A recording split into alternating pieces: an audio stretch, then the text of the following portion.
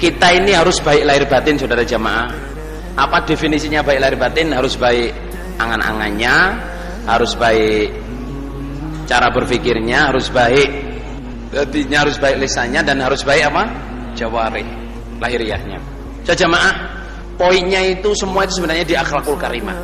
Akhlakul karimah itu gini ya, supaya sampean ngerti kedudukannya itu hadis Nabi yang sudah dihafal oleh banyak orang di sini, yang bunyinya innallaha qasama bainakum arzaqakum kama qasama bainakum akhlaqakum. Allah itu membagi rezeki sama dengan membagi akhlak. Diperhatikan ini ya, jangan miss ini. Apa jangan miss, jangan kelewatan. Ada dalil yang mengatakan Allah membagi rezeki sama dengan Allah membagi akhlak. Pengertiannya itu begini, saudara jamaah. Pengertiannya, rezeki itu bisa dipelajari cara mencarinya. Gimana saudara jamaah? Rezeki bisa dipelajari cara mencarinya.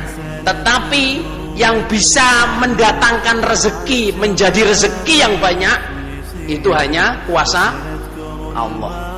Jadi sama-sama bisa bikin bakso, sama-sama bisa bikin mie goreng, sama-sama bisa bikin warung makan, resepnya sama, caranya sama, tapi dua orang berusaha, rezekinya beda, saudara. Beda apa sama?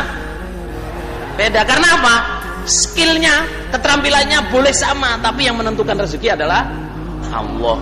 Itu pengertiannya. Begitu juga akhlak.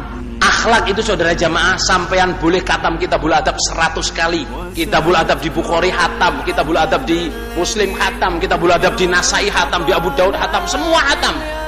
Tapi untuk mempunyai akhlakul karimah yang banyak itu hanya kuasa Allah. Jadi jangan heran kalau ada orang hatam kitabul adab di Bukhari, di Muslim, semua hatam, tapi nggak punya akhlak. Jangan heran. Karena apa? Pembagiannya dari Allah itu tidak banyak. Lah yang mengherankan, di jamaah ini banyak orang yang doanya dermimil, ya Allah belas ini rezeki yang halal banyak dan barokah, melimpah ruah, ambil nang sawah-sawah.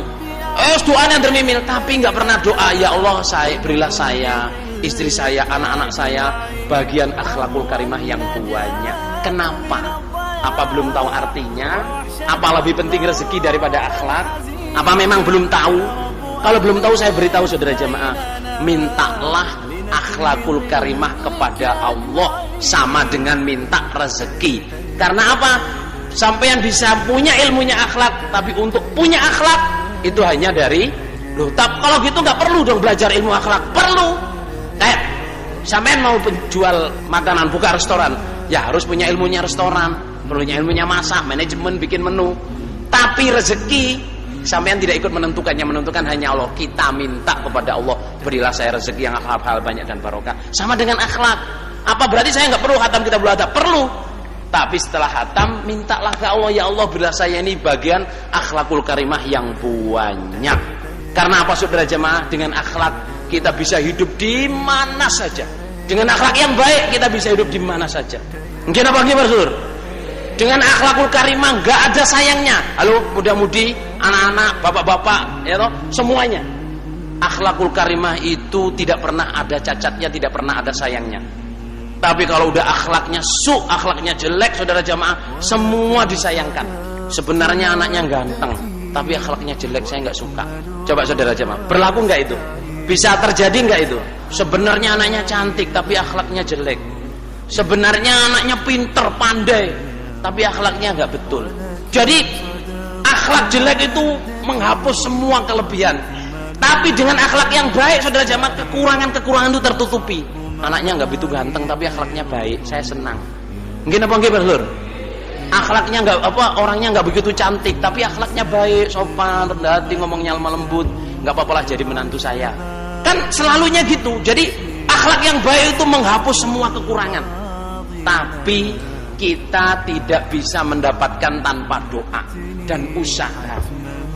Maka berdoalah. Coba ikuti saya, ya Allah, berilah saya, istri saya, keluarga saya, teman-teman saya, bagian akhlakul karimah yang banyak,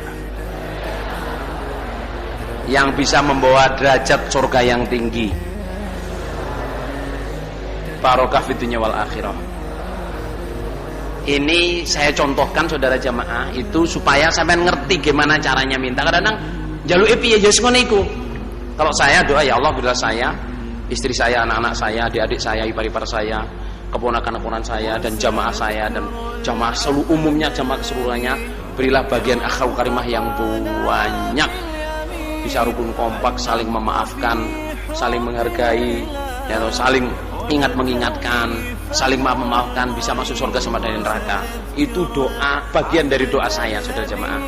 Kalau ada orang yang nggak ini saya doain, ya Allah bila orang ini akhlak yang banyak, akhlak yang baik yang banyak. Soalnya minta itu sejamaah penting. Minta itu penting lah. Kalau sampean belum punya istri, ya doa untuk bapak ibunya, doa untuk adik-adiknya, sebut namanya. Muga-muga Allah paling barokah.